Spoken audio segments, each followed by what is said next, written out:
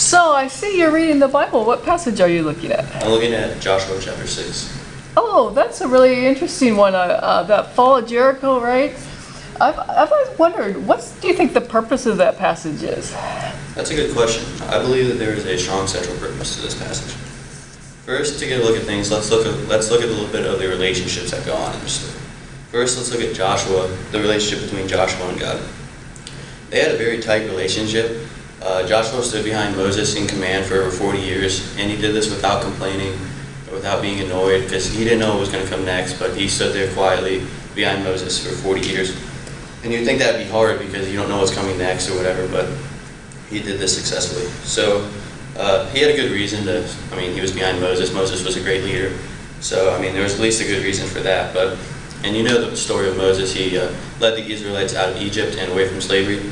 So, but the thing about it was they never reached the promised land. So as a result of that, Moses and his entire generation died out. So in comes Joshua. Joshua was in to prove people wrong. People didn't think that he would ever be a leader like Moses. So he was in to prove people wrong and lead the Israelites to the promised land for God. And he did prove people wrong. He's even today referred to sometimes as the second Moses, and this is confirmed in Deuteronomy chapter 18, verses 15 through 22, where it states that God will raise up a prophet.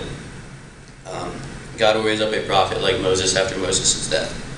And there's also an interesting parallel in 1st and 2nd Kings between Elisha and Elijah.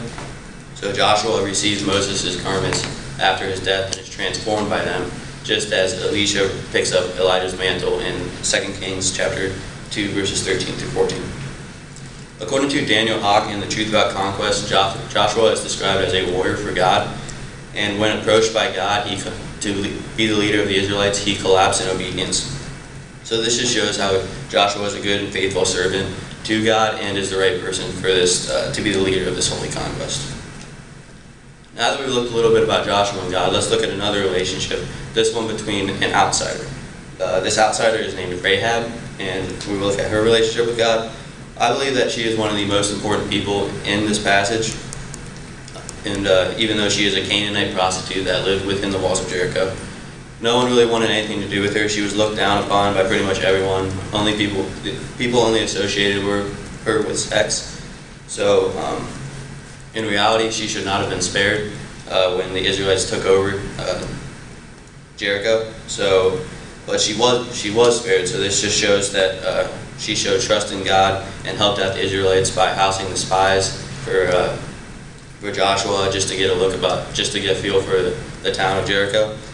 And since she was a prostitute, she should have been killed.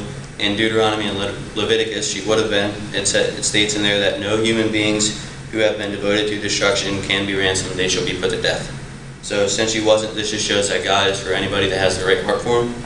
And I think it just supports the fact that God is for the Israelites and the Israelites are for God because they listened to him and spared Rahab and her family. So now that we've looked at a couple of relationships, let's look at a couple of important items that are in the text. First, let's look at the Ark of the Covenant. This is held by the priests as they walked around the walls for the 7 days. According to Jerome Preach in the commentary titled Joshua, this held the tablets of the law and was constructed according to the specifications given by Moses. This also represented God's presence, so that wherever the Israelites were, God was there as well. And I think this is an important notion because it just shows that the Israelites could trust God because wherever they were, he was, and he was going to have their back. So last thing I want to look at is the concept of harem. This was a ban imposed on Canaanite towns, and this could be seen as a sacrifice, and I think this is what it should be seen at that gives the best view. Items under this ban are treated like an offering and are totally destroyed. So whatever God wanted to be devoted to him, they devoted to him. Whatever he wanted to be destroyed, they destroyed for him. So it just shows that the Israelites trusted God and they did whatever he said so they could get this land. Finally, I believe the main purpose of this article was to establish Israelite identity as the people that are faithful to God. So I think the Israelites under the command of Joshua showed full trust in God and were the right people for this holy conquest. All right, thank you. That was very